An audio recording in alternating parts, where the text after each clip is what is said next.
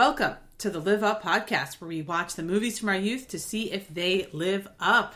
Quick note on how this will go. We will review, discuss, and score the movie in question to see if it lives up to us now as adults and whether it would live up to kids today. Make sure to follow us on all the socials at Live Up Pod. Like us, subscribe, do all those fun things. That really helps. I'm Jess Ottoman. And I'm Amanda Treat. Today, it's 1980s werewolf mania. Like, seriously, Hollywood was really, really into werewolves in the early 80s. I feel like they still are, but that's okay. Yeah, well, there was like a streak, though, of every production company had to make a werewolf movie and a sequel, and then all the B movies, and wow. So, this one we're reviewing today, it's a little less gory, a little less serious than a lot of those werewolf movies that were out there in that era. It's like not even up to the quality or gore level of the Thriller music video. This is what we're reviewing today. It's 1985's Teen Wolf. Yes. Yes.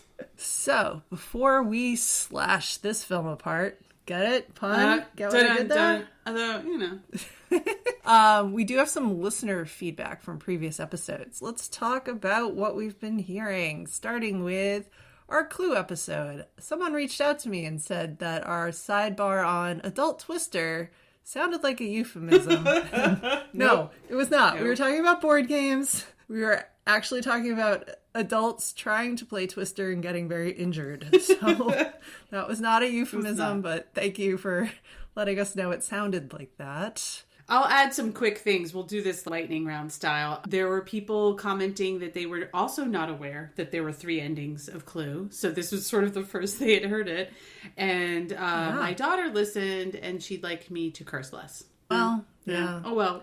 I told her I'd try. In our last episode, we talked about my high school English teacher, Miss Mark, and her thoughts on people who curse too much and then proceeded to curse all the way through the episode. Oops. So we appreciate the irony, but yeah, I'm going to try still. All right. On a personal note, tying back to our Ghostbusters episode from back October 2023, I will be attending a Ghostbusters themed birthday party for my 5-year-old nephew next week. Excellent. Are you going to go dressed as Dana? I think you should. I don't know if he'd get that reference. I think his focus is entirely on the Ghostbusters. Okay. I'll allow it. But yeah, he, at another family member's birthday party, insisted that we do a Ghostbusters dance party. We had to put the theme music on, and everyone had to dance, and I slightly injured my shoulder. And this was not Adult Twister. Shouldn't be playing Adult Twister. You should go to this party just as Bill Murray and just sort of say inappropriately sexual things the whole time. Yeah, just wander through it and make side snarky comments. Mm-hmm. I could do that. I'll let you know if the party lives up. But just kidding. My sister's put a lot of work into this. So I think we might actually be busting ghosts. Perfect 10 across the board. Planned. All right. Just quick note. Our previous episode, we talked about face melting in the Indiana Jones movies because it happens repeatedly. And I feel the need to clarify. I mentioned the Raiders of the Lost Ark face melt scene, which is so awesome. So epic. But I use the word stop motion animation. That's not what it is at all. So just so it's very clear, this is an actual face melt. They built the actor's skull out of stone. Then they molded wax over it, like a blood-colored wax, and then his skin color wax. So they made his human head out of wax. And then they put it in extremely high heat and literally melted it and then sped it up for the camera. So it's like not stop motion, but that was the word I grabbed at the time. I think we'll forgive you. I put up on our website, liveuppod.com, we do a recap of our episodes, except we don't recap everything or anything sometimes. But I've put a video that shows how they did the face melt on that. Everyone should go look at it. Good plug for the blog. Cool. I like it. Yeah. Yeah, good job. Come check out our blog, folks. One small thing, last piece of feedback for The Last Crusade. We did not get yelled at yet, partly because, y'all haven't listened to it that much as other episodes, but that's fine. You know what? It was a vacation week for a lot of people, so they'll come back and yell at us next week. We sort of made a connection, not to give it away, to Disney's Let It Go, and there were some comments about wanting to hear Harrison Ford bust out into song as a duet with the Elsa character for Let It Go. So I thought that was kind of funny. I mean, could you just take his old indie grunting noises and, throw that into the song, Let It Go. Maybe. I mean, that would be funny. If folks have other feedback from episodes, constructive or otherwise, we'd like to hear it. So please send our way. All right. So let's talk about the movie at hand. What are we doing again? Back to Teen 1985, Wolf? Teen Wolf. Jess, what is your history with this movie? So this one definitely falls into the category of it was on TV all the time. I have an association similar to Tremors, which we haven't reviewed, but for some reason my brain associates it. Upcoming episode. Perhaps. Tremors and Overboard, all of those kinds of movies, I feel like they were all on. And I think I was young enough to understand the teen stuff, but not be a teen myself. So I think I was definitely on the younger side, because I remember thinking like, oh my God, teenagers are so cool when I was watching this movie. But I was also old enough to also have a crush on Pam, who sucks, and we'll get into that. Huh. So that was roughly my age. What about you, Treat? Okay. Oh boy. So, when we talked about Adventures in Babysitting, I relayed that I saw that movie for the first time under very weird circumstances. You did. Probably still annoyed at you for tanking that one, but that's okay. This might be weirder. So, I saw this at a birthday party. My neighbor Karen, who back when that was like a normal, lovely name for everybody to have. It wasn't a punchline. But, no, like, she was a very nice person. My neighbor Karen invited all of us over. There's probably like 28-year-old girls sitting on the floor, like crisscross applesauce style in front of the TV. And her parents decided we were watching Teen Wolf for the birthday party. And they were sitting there, and other people's parents were sitting there. And this is the first time I recall watching a sex scene in a movie with parents in the room. And, like, that's awkward. It is. That's so awkward. It's not just one sex scene. It's just, like, a very over-sexualized movie, probably for kids. Yeah. To be watching with adults. Yeah.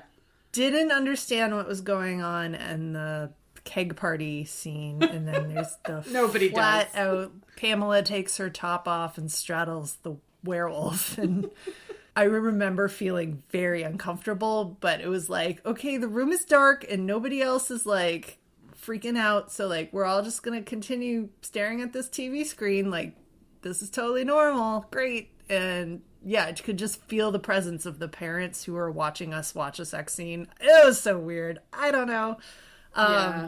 That's just stuck with me forever. Like, you know, it's kind of like, it's your first time. It's your first time watching a sex scene with adults. That just sounds really weird. And feeling uncomfortable and knowing like you're not supposed to say anything or like give them a weird look or anything. Like just stay focused on the TV and it will all go away in about 5 minutes. Like, so that's honest to God my memory of this movie. It was on TV all the time. Yeah. Like, I'm pretty sure I watched this after, like, the entire Back to the Future trilogy. Like, Michael J. Fox was very much king of this time in the 80s. Yeah. Yeah.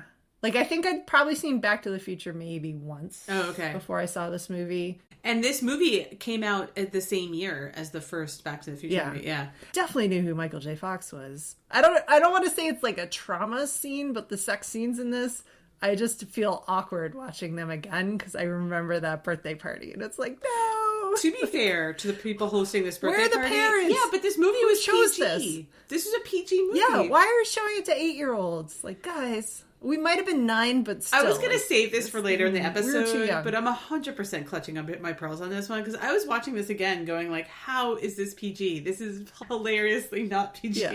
It's like... They didn't have PG-13 back then, so here we know. are. It's kind of funny. So to be fair to the parents, they're like, PG movie, whatever. I mean... Nope. Yeah, they had no idea. They just heard this was popular and Michael J. Fox is popular. And they're like, this is fine because there's tons of kids' movies with furries in it. So this is fine. It's all good. I'd like to think that they were like drinking heavily behind us. Like, just like, oh, shoot. Did anyone screen this before we showed it to the little girls? People didn't do that in the 80s. I did know enough to not watch this with my kids. Yeah. I thought about it. Oh, I was texting you, like, hey, just in case you forgot. Don't watch this with the kids. I shared that with Elena, my wife, to be like, Amanda's warning me not to show this to the kids. And Elena's like, well, that's good. At least one of you's doing it. Fun thing I didn't tell you was, as I was texting you, hey, don't watch this with the kids, maybe, I initially sent that text to a whole group chat of my neighbors who were like, why are you telling us not to watch Teen Wolf? You're like, this kids? Is really random. 40 years too late on this. And that is the second time in 1 week that I've texted the completely wrong message to somebody because I didn't look to see what the last conversation I had on my phone was. Everyone does it. We're going to check that off as don't do that. Yeah, everyone does it. Yeah, so I didn't watch this one with my kids. I mean, I feel like they could watch it and be fine. To be honest, they probably could. I know we'll get into this in the kids section. Yeah. But, you know, my very scientific process for this podcast is I try not to do much research. I want to rewatch the movie totally pure. I don't want to prepare myself for what might be great or cringy or anything. I just want to, like, see for myself. So I don't do any research ahead of time. So that's how I roll, much to my wife's chagrin sometimes. But it kind of had a feeling because I remembered this one enough that I was like, maybe not. Yeah. Jess, for our listeners who may or may not have seen Teen Wolf and might be thinking about watching it with their kids but now won't, would you like to give a plot summary? Or they're thinking these ladies are clutching their pearls. Yes, I will give a plot summary to this pretty simple movie. So I think of this as low-stakes werewolving meets classic 1980s high school movies. You have hot but terrible popular people, feathered bangs, and a dash of toxic masculinity. It's weirdly risque for PG, yet weirdly not bloody for a werewolf movie. So it's totally in that, low-stakes werewolving. Yeah, like he doesn't bite anyone. Yeah, I mean, that's honestly something I appreciated about it. Like, there's a lot of dramatic remakes. Like, there's TV series on Hulu. Obviously, there's True Blood. That's possibly an older reference at this point. There's the Twilight series. There's werewolves in Harry Potter. And they all have a very serious, dramatic baggage that comes with them. And this is not that. So I kind of appreciated that it was sort of a lighthearted werewolf movie.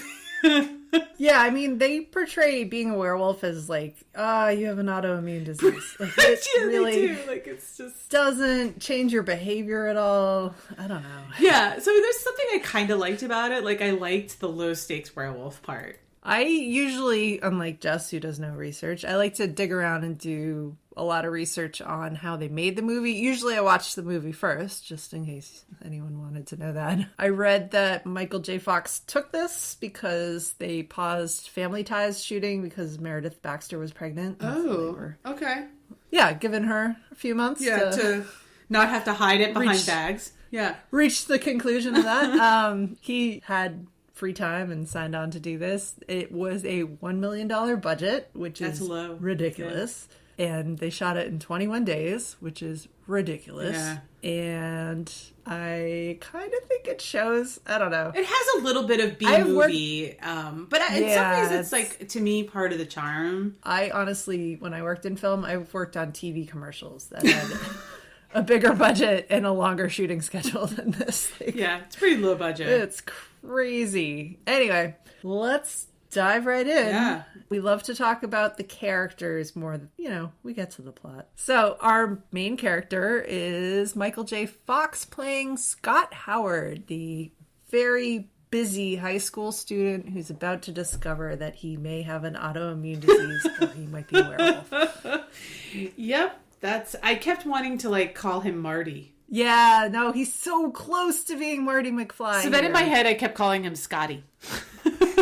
I've said this about other actors on this podcast, but Michael J. Fox always plays Michael J. Fox. It's true. But everybody loves Michael J. Fox, so it's the same character. And I haven't even seen Back to the Future in a while, but watching this, the same mannerisms, the teenage awkwardness, it's essentially Marty McFly. He's delightful. I mean, it doesn't bother me. This isn't a criticism in the same way it wasn't to me. I know you and I probably felt slightly differently about it. Like Bill Murray, I'm okay being Bill Murray all the time because I kind of like it. There's a certain type of actor who is always the same character. Like Morgan Freeman is an excellent actor, but he always plays Morgan Freedman. Has he ever played a bad guy? That's just his thing. Maybe yes, oh, he has has, he? but Ooh, I'd want to see that. yeah, Wanted. He's a Oh. bad guy, and I'm trying to think. There's other ones, but whatever. Sidebar. We're talking about Michael J. Fox being Michael J. Fox in every movie. Yeah, he's a nice guy. He's like an underdog. You cheer for him. He's little. He's very physically smaller than all of really the other is. actors.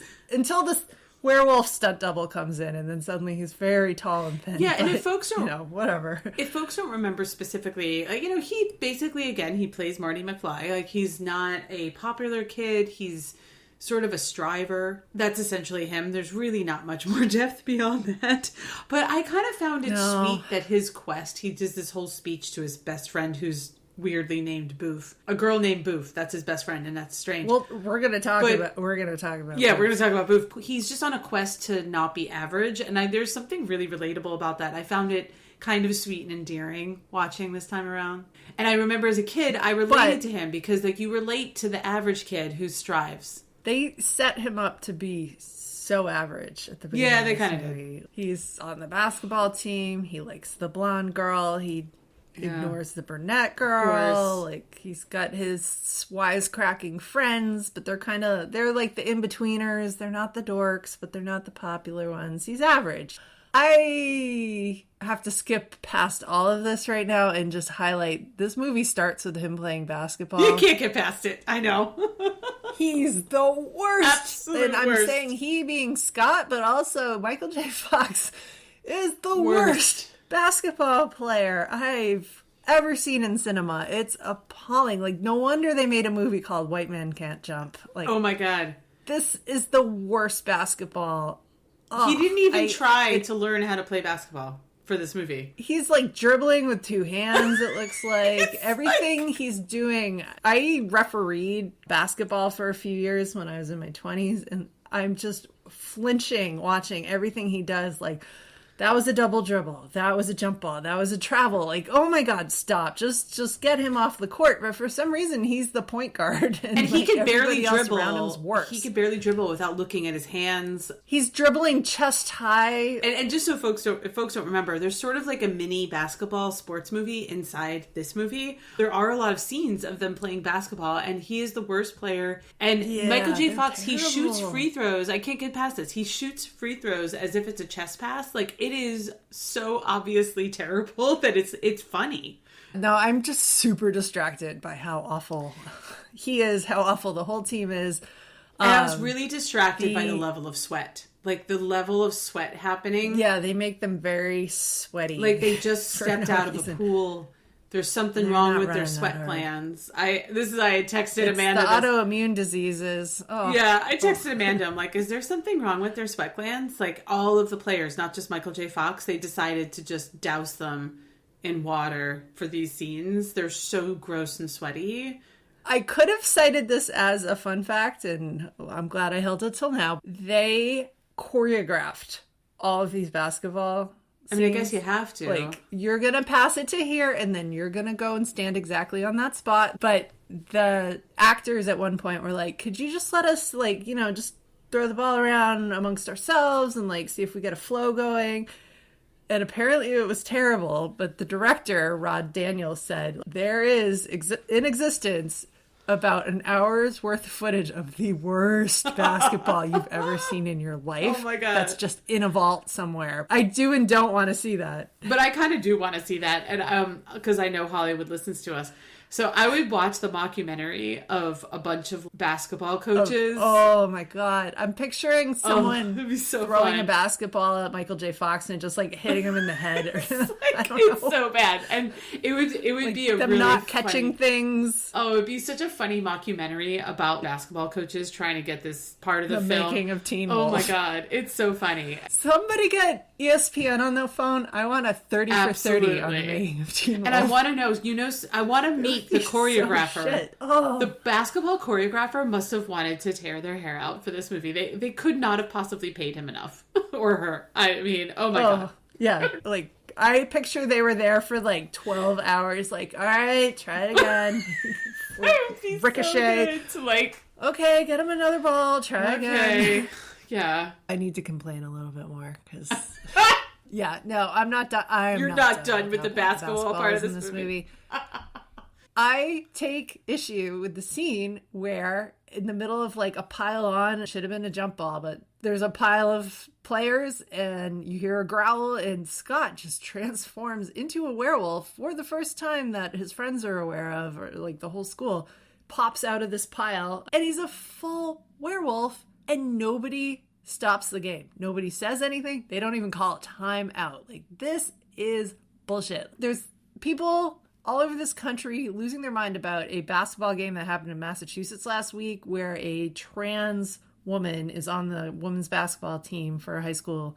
They had to stop the game because a player on the other team got hurt and they blamed the trans player and like, stop the game. But like, werewolves are fine. National attention is being given to this one basketball game with a trans player. You're telling me that a guy turns into a werewolf while there's a pylon, pops up, is dribbling the ball away. The ref doesn't blow the whistle, nothing. And the crowd's just kind of like, oh. Yeah, the opposing team is just like, oh, well, how do we guard the werewolf? Yeah, let's keep playing. You've never seen a werewolf in real life. Never mind, like, on the opposing basketball team. Like, somebody is going to throw a fit. But I don't know, though, because do you think people these days are squirmy about it? I feel like that would happen now, but I think back in the day, they're like, oh, that guy seems hairy. Oh, well. They would have had, like, a board meeting about this, like, you know, get the school board involved. The neighboring town forfeited their games. They don't want to play a werewolf. Like, yeah, no, people sucked in the 80s as much as they do now. I guess. So I'm just calling bullshit on the whole thing. I mean, fair. So, anyway, that's my basketball rant. My basketball rant. Yeah. That's sort of an intro into Scott. He is a very nice guy. But after this initial basketball game, he misses the foul shot that wouldn't have even won it. So, like, no stakes. No stakes. But he proceeds from a Friday, I'm going to say night. He manages to cram so much stuff into the rest of his day. He goes from the basketball game, showers, talks to the coach, then he walks with Boof, his friend, home, and then he goes to work at the hardware store, and then he goes and delivers a paint delivery to the theater rehearsal back at the high school. Then his friend intercepts him, and they, like, try to rob a liquor store, and then he goes and has dinner with his dad, and then he goes to a party. Did that all happen and then he leaves the party. Day? Yes, this is post-basketball game. Like, I was in my head, like, no wonder he's got so much energy. Like, he didn't use any of it in the basketball game despite the profuse sweating. No. That, like, maybe he barely ran. And then he went and did all this stuff and is just out. Crazy, comes back home and turns into a werewolf for the first time. But, like, all of that stuff happens on one Friday afternoon. It's insane. I assume that was over multiple days for some reason. No, that was one sequence coming home from a basketball game. Okay. Not Michael J. Fox's fault. That's the screenwriter who didn't have the imagination to spread all that out. Yeah. I mean, he's average, but he's very relatable. And I think he'd honestly still be relatable to kids today. I mean, there's a timeless aspect of the average teenager who then becomes cool. No, it's the same thing as, you know, like, Hagrid shows up and, oh, you're a wizard, Harry. Like, oh, you're a werewolf, Scotty. Right, exactly. We could just call him Scotty, by the way. It's just Scotty. It's fine. It's fine. We'll mush the name with Marty. We're close. We are. We're close. It is relatable, and I think, you know, there's still a charm to it, and it's fine. So, Scotty gets home from this extremely long afternoon after the party. We'll talk about the party in a second, but he goes into the bathroom. Oh my God, his face is changing. Actually, like, decent practical effects given there's no budget at all on this movie. Like, his cheeks are, like, pulsing a little bit and there's hair appearing and very B-movie effects, which I actually think is fine. Yeah, I'm okay with it. His dad's outside the door knocking, like, Scott, we need to talk. Right. But I remember this when I was a kid. I thought this was kind of cool. This big reveal, the bathroom door opens and his dad's a werewolf too. Yeah, that's kind of cool. We're assuming it's a full moon. Yeah, it's cool. Yeah, it's a bonding moment. Scott's big dilemma in this whole film is, like, wrestling with, who am I? Am I a werewolf? Am I an average teenager? But he's better at basketball as a werewolf. He's definitely better as a werewolf, but still not great. But let's talk about Daddy Werewolf. All right. Yeah, let's do it. So, because I had different his dad's feelings name- about him as a kid and as an adult now. I remember as a kid, I thought he seemed like a nice dad. Yeah. I saw your comment, he shouldn't have kept the werewolf thing a secret. That's not something you just want to trip over one night. Yeah. I mean, I definitely, as a kid, I almost called him Marty. So Scotty has this rage towards his dad about, how could you not tell me, right? And as a kid, I'm like, that's right, what an asshole. Like, he's the worst dad ever. Well, I'm like a teenager. You're like, yeah, this is very uncomfortable and awkward for a teenager. Absolutely. But then as an adult watching it, I'm like, oh, the dad is so sweet. I kind of like the dad as like the anti-toxic masculinity kind of dad. Yeah. So I kind of liked him as an adult, whereas a kid, I just thought he was the lamest, worst person. The dad in this movie, his name is Harold Howard, which is kind of a dopey name, totally. whatever. Totally is. A lot of H's. Played by an actor named James Hampton. And James Hampton went up to the director and said, all right, like, how do you see this character? Like, what kind of guy is he? And the director, once again, director Rod Daniels, said, he's a guy who knows how to make a casserole. And that was the description of this character. But, like, it actually translates. When I think about it, I was like, yeah, no, that dad definitely knows how to make a casserole. There's a trope in 80s and 90s movies to have a toxic dad. Not all movies, but there's a toxic male character, adult, usually, in these movies. I appreciated that he wasn't. And he kind of saves the day at the end. I almost called him Marty again. Where Scotty is... We'll know what you mean. Scotty's getting in trouble with the principal. And the principal has some history with the dad. But the dad basically makes the principal piss his pants and becomes the hero of the day. But it's all very surface level. These are not deep characters. No, you only get little bits and pieces of pretty much everyone outside of Michael J. Fox's character. The credits started rolling at the beginning and it was like, starring Michael J. Fox. Yay, starring. And like, who are listed. these? Everyone else is like, I have no idea who these people are. Yeah. Let's talk about more of these not so fully developed characters. There's Boof. Let's talk about Boof. What the fuck is up with that name? She's got a real name. I didn't catch what her real name was. I didn't either. In my head, every time she was on screen, I was like, oh, Friend Zone is back. Like, she just permanently was Friend Zone in my head. And if folks don't remember, so she clearly has a crush on the Scott, the Michael J. Fox character, and she's the best friend. So again, very 80s predictable storyline here, but that's her deal. She's a brunette, so she's not the object of desire in an 80s movie. Yeah, no, that brown hair. Oof. They didn't give this character a lot to do. I thought the actress, so it's Susan or City, she did the best she could with this. There's a line at some point, she helps Scott with something, and then it's just like, yeah, I'm just here to help you. And he's just like, I couldn't get rid of you if I tried. What? I missed that line. I caught that line because I was just like, there's the whole friendship in a nutshell. I like to play this game with 80s and 90s movies where I imagine what the character is like in present day. Because, teenagers in the 80s and 90s at this point would be, in their late 50s or by now, early 60s. Yeah, no, they're mid to late career. Yeah, no, so I like to kind of imagine what they're like now. Like, who are they? I kind of do this in Stranger Things too.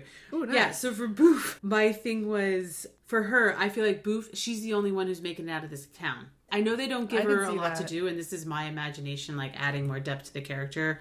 But, she's the one that makes it out of this town. She is not accepting Facebook friend requests from her friends from high school. She is on her way to a wine bar with her CEO friends. I mean, that's how I'd I like to imagine think her. She spent her early 20s in like a female metal band.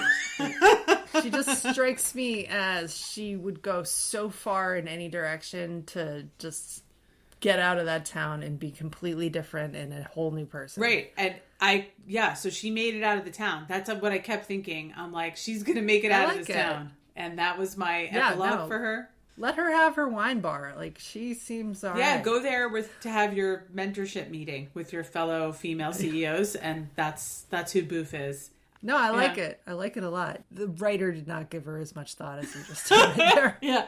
Apparently she's called Boof because one of the writers on this had a platonic female friend whose nickname was Boof. So there you it's go. Like a secret nod to that person who I also hope is in a wine bar. Totally. Somewhere. You know she is. She made it out of that town. Not talking to that writer anymore. Another thing about this character, Boof, is there's one scene where Scott comes home and she's just playing a game of one-on-one basketball with his dad in their driveway. She's so much better at basketball than he is. Oh my God. She could be a star. Cut Scott, put her on the team. Absolutely. And she's going to his games and just sitting there patiently watching them lose. Boof learned the patience of a saint to sit through corporate meetings to rise to the CEO level. This is all part of her story. She's used to watching mediocrity and not commenting on it and then finding her opportunity. Like, she's doing like post-ups on his dad. Like, I feel like she's got a hook shot in there. She probably does. So, Boof, you're settling. You're settling. Well, so she didn't settle. She got the fuck out of that town. Yeah. She did not take Scotty with her. He's complaining all the time about how average he is. You know. Yeah. You don't need And you're that. like, you know what? You are. There is another friend in this friend group. So we're talking about Styles, who's the friend, which is another... The horrible friend. Yeah, he's another 80s trope. He's kind of a wannabe Ferris Bueller type in my mind. He is a total asshole taking advantage of his friend. Scott would be Cameron. Right. In this metaphor, and Styles is Ferris Bueller. Pretty much. But like, honestly, not even worse. as cool, but worse. So just to remind folks, before I get into his epilogue, I mean, he's just a classic 80s movies jerk, but he's the friend. And, you know these characters. They're still in movies now. He's not even that interesting. He's not like, let's say, Daryl from Adventures in Babysitting, who has some funny, genuinely funny lines and contributes to the plot. Styles does not. He's just there to be a jerk. No. So what I imagine for him is that he spent his 20s and possibly his 30s going to like being the creepy guy at high school parties. And so that's who he is. And he spent his 40s telling everybody that they had to get into crypto. And now he's probably in court somewhere. About to serve a few years. Yeah, absolutely. I think that's a perfect thing. And he's probably been divorced a couple times. Couple of divorces, couple of depositions. He's not doing well lately. No. I think that's our joint epilogue for this guy. So this character is played by Jerry Levine. I don't recall him from anything else. He doesn't even add much to the plot. He's just sort of there. He's basically the guy driving the van while Michael J. Fox van surfs on the top. Yeah. I had anxiety watching that, but that's all right. He pops up because he is trying to get a keg for this party that we're going to talk about. And the old surly man at the liquor store won't give him a keg of beer without an ID. So then he grabs Scott and is like, here is a squirt gun. Go hold up the liquor store and get a keg. Which Scott somehow was like, yeah, okay, he's not going to do it. But, like, he pretends he's going to do it and goes in, and he doesn't fully turn into a werewolf, but he seems threatening. So the guy gives him a keg. And just, I can't imagine having a friend be like, yeah, I tried to do this thing and got yelled at. So here, go commit a crime. Make up for it. This is not a well thought out character. No. And wait, we need to address, he's got a lot of homophobic lines. He definitely. And yes, it was the 1980s, but he's throwing the F word around a lot. He's making come out of the closet jokes at the party at Scott's expense. He's like, don't tell me you're a fag. He's a bigoted asshole. I did not watch this one with my kids, but he's so underdeveloped as a character. I don't think I would need to say to my kids, don't act like this jerk. Whereas for Ferris Bueller, we sort of had a whole conversation about bullying after watching that movie. Yeah. I don't think it's necessary because he's just, whatever. That's why he's dealing in crypto now. It's fine. No, he's going to prison. That's true. He's not fine. You're right. Yeah. All right. One more high schooler we want to talk about. The blonde in this movie is Pamela, played by Lori Griffin.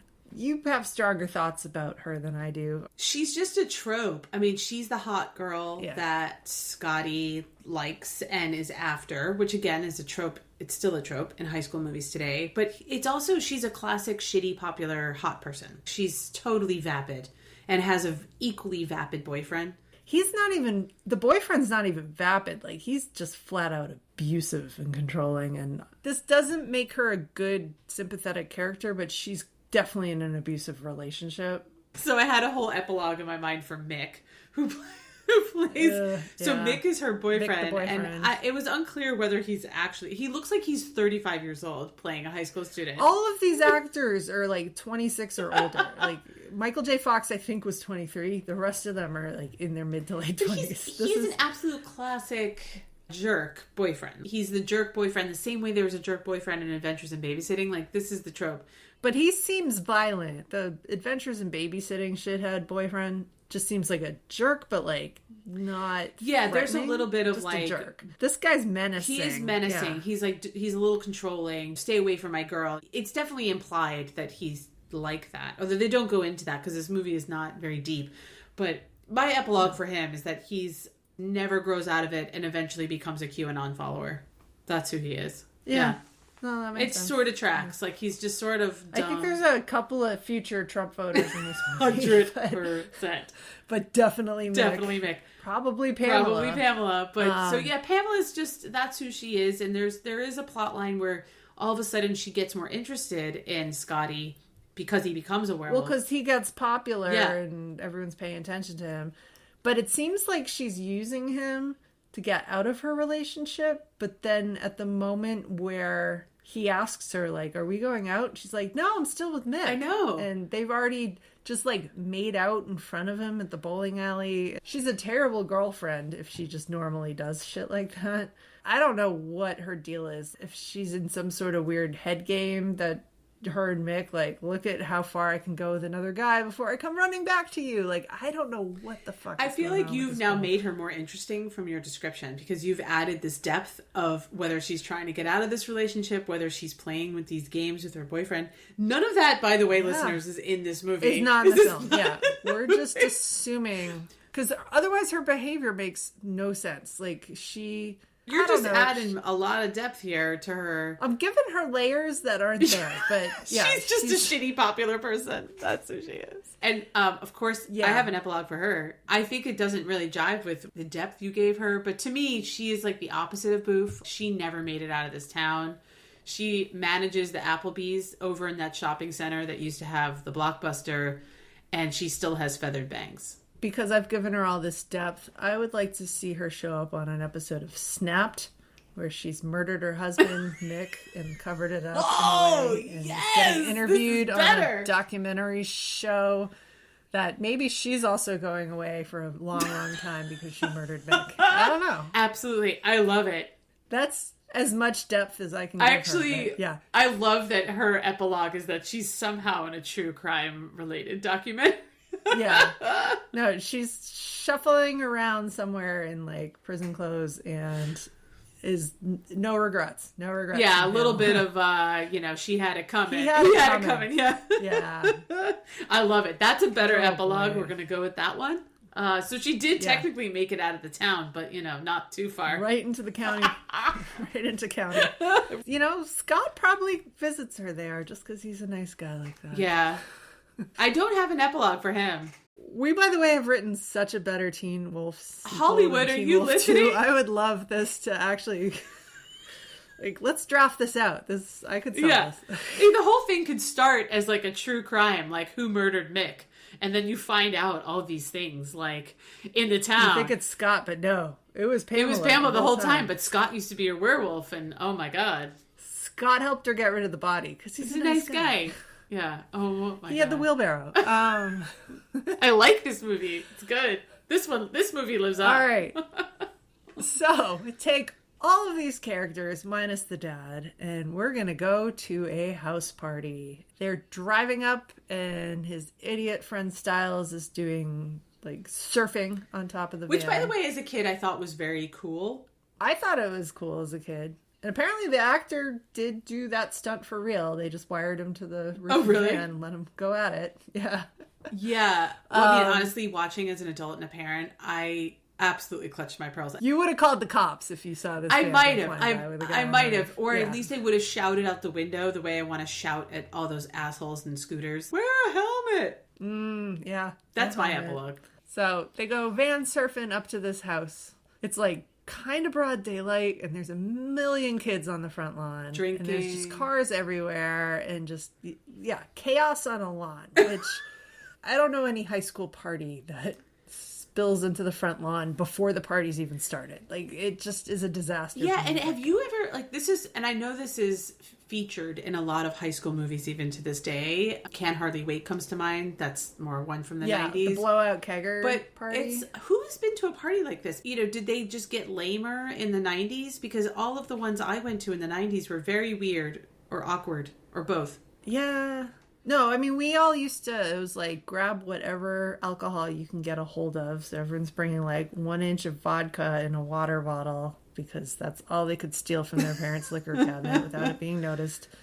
And we would meet on the golf course or like you were still cooler than me, Amanda. I don't know.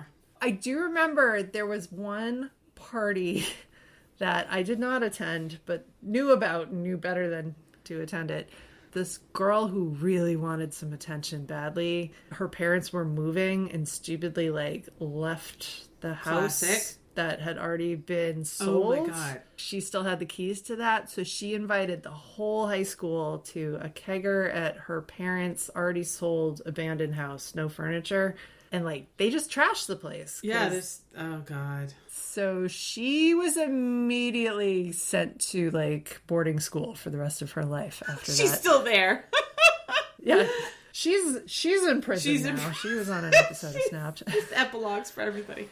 Set the scene of this party. Because I think this is when you were watching the scene, you're like, I don't know, Jess, if you should watch this with the kids. Yeah, so they go into the house past the lawn that's being trashed in broad daylight with nobody calling the cops. Get in there, and there's some weird sex game going on where they've got two people, heterosexual, not a couple though, like they're drawing names out of a hat, but you got a girl and a guy tied together at the wrists in their underwear, like writhing around in shaving cream, and it's not clear what they're doing. It's so like, weird. It's supposed to be a game, but it's like, are you trying to Houdini yourself out of this? I don't know what the rules are here, but everyone's standing around them in a circle. They look like hostages in a pile of shaving cream. They're still talking to their therapist about that party, I'm pretty sure. So then there's more games going on. They're drawing people's names out of a hat. The MC of all these games are Styles, the friend who of course it's Styles, identified as like the future crypto jailbird. He takes a kid and a boy and then a girl, and he like basically dumps a bowl of Jell-O down her shirt. And tells the guy, like, and now you have to eat it all. And oh yeah, he has to eat the Jell-O out of her shirt. Yeah. And it's like, everyone who happens to be at the party, I think, has their name in the hat. Again, imagine 8-year-old me sitting in a dark room with parents in the background being like, I don't know if I'm supposed to be watching this. Scott and Boof get thrown together for like a 7 minutes of heaven thing in the closet. Nothing too bad happens there, but it's still very uncomfortable for a child watching it with an adult. There wasn't a lot of making out. Like, the two of them are having a conversation. Pretty PG, but she's friend zoned. Absolutely. Yeah, but the whole scene, I mean, it's a tapestry of 80s tropes, an unrealistic high school party. There's smoking, there's drinking, there's Jell-O wrestling. There are way too many of, I'm saying high school kids. They're all 26 years old, but they're all wearing like sunglasses indoors. Like, that's just such an 80s look. It is. I don't know. I mean, who knows? Like, why are you inside a house party wearing your sunglasses? Idiots. Come on. I did feel kind of like a Karen watching this because I was like, whose house is this? Who's going to clean up? Yeah. Oh, God. It's going to be awful. Yeah, it's bad. And these types of parties do show up. They show up in 16 Candles. They show up in other 80s movies. I mean, we're painting it like it's like a total debauchery. It's not really, but it's just sort of, it's slightly cringy, the sex games thing is just weird and uncomfortable. You know, like maybe one of those games happened at a party. I can't imagine a party that's doing all of those games and everyone's treating it like, oh yeah, this is what we do. It all has a hint though of it's all the boys are in control. It's like it's very much like objectifying. I mean, I'm really now in Angry Les territory here, so sorry folks. But it kind of is. It's all male gaze stuff. It's what it is. And yeah. No, they're not playing spin the bottle. Yeah, there's no control. It's more just like, I'm going to dump a bowl of Jell-O involuntarily down this girl's shirt and make some other guy eat it. Honestly, I would be okay with my daughter watching this because, like, she knows that this is fucked up. I wouldn't be okay with my son watching it, though. Your daughter would be uncomfortable watching this movie. Absolutely. But I don't want my son to think it's cool to do these things. No. People, don't watch this with your kids. Don't make me text my neighbors again. There's a couple other characters in this movie that they're mostly comic relief. The only side character to me that I thought was kind of funny in this viewing was the coach, the basketball coach. Because he's such a tool. All right, so we got Coach Finstock, played by Jay Tarsus, who is actually a writer. Okay, I normally no idea who this guy is. I don't either. Wow, this coach is the worst youth sports coach. Oh, he's second to Rodney Dangerfield in Ladybugs. Like, he's pretty bad. He, at one point, goes out of his way to announce to the team, it's not how you play the game, it's whether you win or lose. It's just like, and you don't even, like, you're not even good at that. He tries to forfeit a basketball game with like a minute to go in the first scene because they're just like losing so badly, and it's like, you just can't wait a minute for this to play out. Scott tries to talk to him at one point about like, hey, I don't know if this team's working for me, and like there's a lot going on. Yeah, and the coach is like so checked out, like, oh, this sounds, like it does sound like a puberty discussion. But he comes in like, I got a problem, coach. And he's like, nope. Yeah, pretty much. He's like, come on in, Scott. Let's have a man-to-man chat. And then Scott starts talking about real stuff. And he's like, oh, well, I gotta go. Oh, not that. Yeah. So I actually thought that was kind of funny. There's one scene before, when they go on their winning streak, because they got a Teen Wolf on the team now. He's just like pounding marshmallows before the game. That. I just was like, what is this guy doing? Because it's not like he's doing Big League Chew or sunflower seeds or anything remotely normal. Like, he has a bag of marshmallows and he's just chomping away with that white fluff all over his mouth. It's just like, what the F, man? Ew, God. Yeah. They played him like a satire, but the movie itself wasn't a satire. So it's hard to like place his role in this. He was funny, but not so funny that it's worth. Here's where we can start swapping around actors. Like, can you imagine Bill Murray playing this character? Amazing. That would have been amazing. Yeah. Good point. He could keep the damn marshmallows. A good actor would have knocked this out. Absolutely. Bill Murray would have been really funny in this. Absolutely. Yeah. He would have been great. Just your sloppy, disinterested basketball coach could have been so much funnier. Like a Woody Harrelson, or there's other actors out there who would have really crushed it. This guy is... I think that's all the characters. You could probably summarize the characters as absolute 80s tropes. I mean, I guess I spent my time reimagining their epilogues. Yeah. No, I like that. Our Teen Wolf 3, because there's already a Teen Wolf 2. I feel like we wrote this... Whatever our movie is, it's going to be good. Teen Wolf to the future. Teen Wolf to the future! Teen Wolf to the future. I feel like we gave the movie more depth, and I absolutely love your Pamela edition of... Oh, true crime. Hell yes. True crime. So last episode we were talking about Disney stealing the plot. We've talked about this before, but this is the pattern. Did Disney's Turning Red completely steal the plot of this movie? Oh my God. I didn't, and I've seen Turning Red recently with my kids, and we just talked about this last episode of Disney stealing plots and did not put this together, but you're absolutely right. This is essentially Turning Red. Except instead of middle school girls, it's high school boys. But do we allow it? Because I would argue Turning Red was actually a pretty good movie. I feel like, there have been other steals, if you will. Not original. I think Frozen's a good movie, even though... They might have stolen Elsa, letting it go, or not letting it go. They clearly had a group of writers who watched the same amount of television that we did as kids, and then went on to produce these movies that just take those plots. Yeah. They were on a hard deadline. They were hungover. They woke up and Teen Wolf was streaming on TV the next day. And you could do like some sort of crossover now. You have Teen Wolf. Throw the panda in with the wolf. Yeah. We've had mixed species furry situations happening. We have, yeah. A little Robin Hood, Disney's Robin Hood. We didn't even talk about this in the Pamela section because I got so distracted with her epilogue. But yes. Yeah, I thought of it when I was watching this because for some reason furries has come up multiple times, I think in 4 episodes that we've that we've done.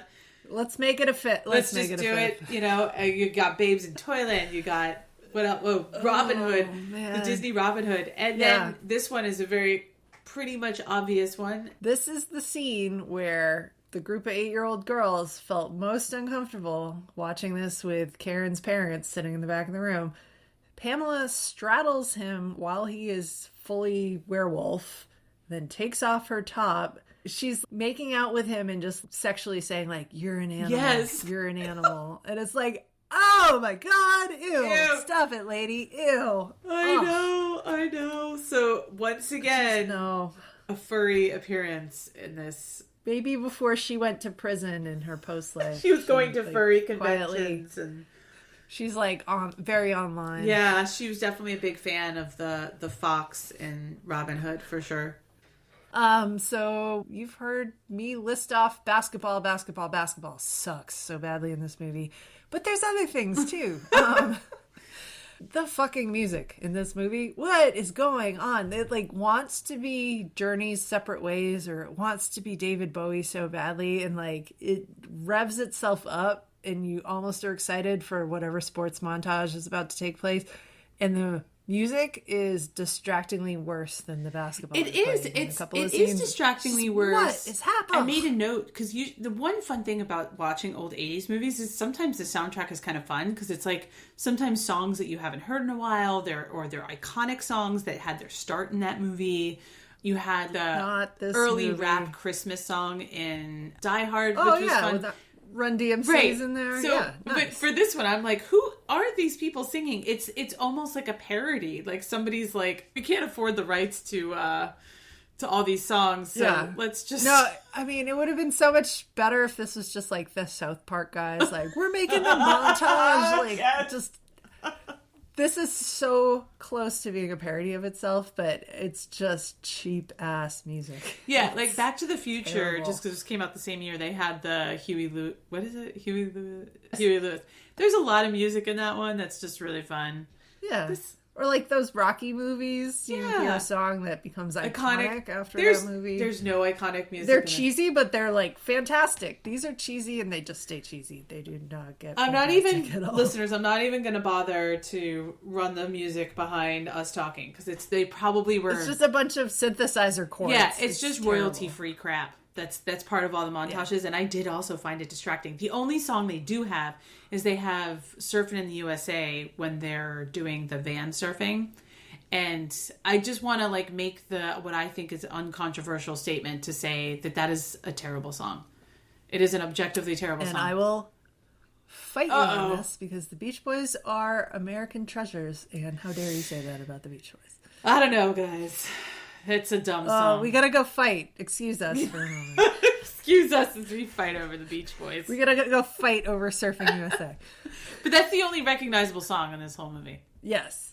And appropriate for van surfing, even though both of us probably would have called the cops if we'd seen that van flying by. Or at least yelled to them to wear a helmet. Anyway. Again, I'm thinking too much about this movie, but like at the end, it seems like the moral that they're trying to convey is just be yourself. But then is it Scott just being himself as a werewolf or not? Because he's, he looks in the mirror, he freaks out. His dad tries to talk him down, like, you're a werewolf and like, you got to learn to be okay with that. But then Boof is like, I'll only go to prom with you if you're not a werewolf. And he goes to this last basketball game. He's like, I'm not playing as the werewolf. And which is it? There's confusing identity learn to accept here. Yourself? I don't know it really muddies the moral of the just be yourself. I think you're thinking a little too hard about this. It's just... I think I am, but like I'm trying desperately to put a nice message on this movie, and I think they couldn't even stick the landing on it. Yeah, there's no message. It's not like Breakfast Club where everybody just comes away with it. I haven't... That's a future episode, folks, where, after that, everyone just feels like more themselves and they've had a group therapy session, and that is just be yourself kind of thing. Whereas like this is... you're right. It's a little confusing. Even Groundhog Day, not a high school movie, but, the whole thing of that movie is Bill Murray going to be a better Bill Murray? And Michael J. Fox is still average Michael J. Fox at the end. All right. We also like to talk about things the movie did well. I am being super juvenile on this, but there is a big sign at the back of the basketball court that says Beavers are best, because their high school mascot is the Beavers. So I noticed that only at the very end of the movie that they are called the Beavers, and I'm like, oh, that's a little funny. I was dying laughing in the middle of the movie, especially the Beavers are best. I was like, did Melania Trump write that sign? Like, what the hell? I know, so that's so a little funny. bit of a wink that you never would have like picked up on as a kid. We've been dumping on this movie a bit, and the fact that you're like, the best part of this movie is that the basketball team name is the Beavers, and you found that funny. Yes, but I kind of, absolutely. There's something that I like about it is that it still has a charm. I like that it was not a serious werewolf fantasy drama. Obviously that wasn't the intent, but the fact that the stakes are just being embarrassed and trying to be cool, it hit the mark for what it is to me. And I'd go as far to say that I think, if a younger person stumbled upon it, like a teenager, they'd cringe, like, what the hell is this? It's still relatable, I think, and precisely because it's not over dramatic, bloody werewolf situation. Again, I'm adding more depth than I think it deserves. I mean, this whole movie is a metaphor for puberty. You're growing, you're changing, and instead of being uncomfortable, well, no, it's an uncomfortable movie to watch with parents. I'm going to just keep saying that. Instead of being like, hit you over the head with it, it's like, oh, he turned into a werewolf. Isn't his puberty extra awful? Oh, no. Do you think we're ready to rate? I think we are. All right. So Amanda, the Order Muppet's going to get her spreadsheet out. I'll remind listeners, new and old. So at this point, we rate the movie 1 to 10, 1 being garbage, 10 being Princess Bride. We do 2 ratings, 1 for adults, as we are now, and then we do a second rating for does it live up to kids today. So first one, we'll do adults. What do you think, Amanda? What would you give it? I mean, we spent a lot of time trashing this movie, but we also just sort of made up a whole other new movie that I think we like better. We did. I really want to see that movie. I do too. I'm going to give this a 3.5. Oh God, that has to be one of your lower ones. I'm holding to my halves, but is this your lowest for adult? Yeah.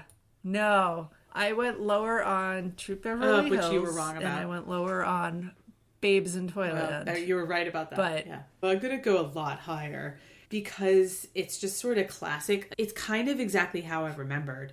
It's not any more or less cringy, I think, or uncomfortable that I remember. So I'm going to give it a 6.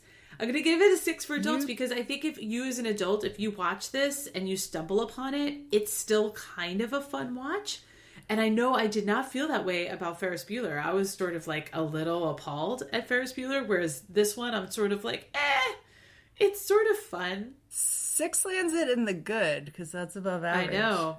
I'm okay with that. I'm just saying. All just right. very all uncharacteristic of me. I'm pretty harsh. Your scores have been higher than mine. Like, we hit the new year and have switched personalities. I guess we have. What did I give Clue for adults? You gave that a 7.5. Oh. I'm not trying to talk you out of it, but I'm just saying you're landing this on the good side of the spectrum. I'm going to go down a half point and say 5.5 because I do think it's slightly above average. Okay, that's a 9 for adults. So same rating for kids, 1 to 10, 1 being garbage, 10 being Princess Bride. Why don't you go first on this one? Yeah, so I don't think it's terrible. So I gave this a 4. I think kids will relate to it and teens will relate to certain aspects of it, but there are better versions of this. There are even better versions from the 80s and 90s that kids do like. All right. I might have been too generous with the 4. You might have to talk me down.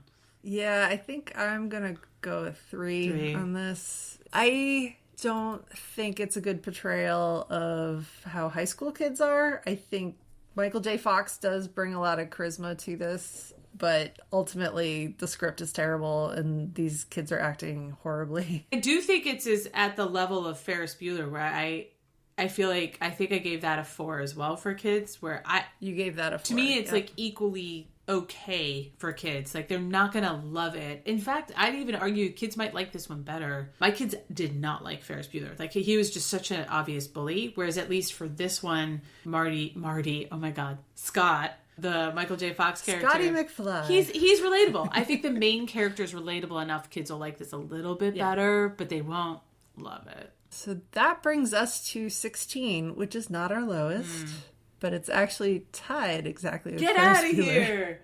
Well, that kind of tracks. Yeah. That's where I would put it. I mean, these movies have a similar vibe. I think the difference, though, is Ferris Bueller, I was really disappointed because I expected it to be much better watching as an adult than it is. Well, this is not the only thing we do. We also give it a yay or nay, whether it lives up or not. It has to be unanimous for it to officially live up. I kind of think I know where this is going. And I will just make one case in its favor. Well, I'll start with the negative. This isn't a high quality viewing experience, but I didn't dislike it. And I'd say the only thing in its favor is that it's like slightly fun to watch as a nostalgia watch. That's my case. What do you think, Amanda? Lives up? Yay? Nay? I think if you're gonna do a nostalgia watch, maybe go watch Back to the Future and get your Michael J. Fox fill that way. Yeah. I don't think this movie lives up. I think it's incredibly dated. Yeah. It's too cringe. Even in the 80s, it's one of those movies that it's just got some stuff in it that you just shouldn't be passing on to future generations. And it's subtle, but it's like, yeah, you don't want your boys behaving like these guys, and you don't want your girls behaving like these gals, with the exception of Boof, who's off at her wine Exactly. bar right yeah, I'd agree. yeah. I'd say it doesn't live up as well. Listeners, you may agree, disagree. You might have other plot points you want to add to this movie that Amanda and I have written on the fly during this podcast for the another iteration, a reboot, if you will, of Teen Wolf. Get in touch with us at LiveUpPod on all the socials, at LiveUpPod@gmail.com. Thanks for listening. Thanks for listening.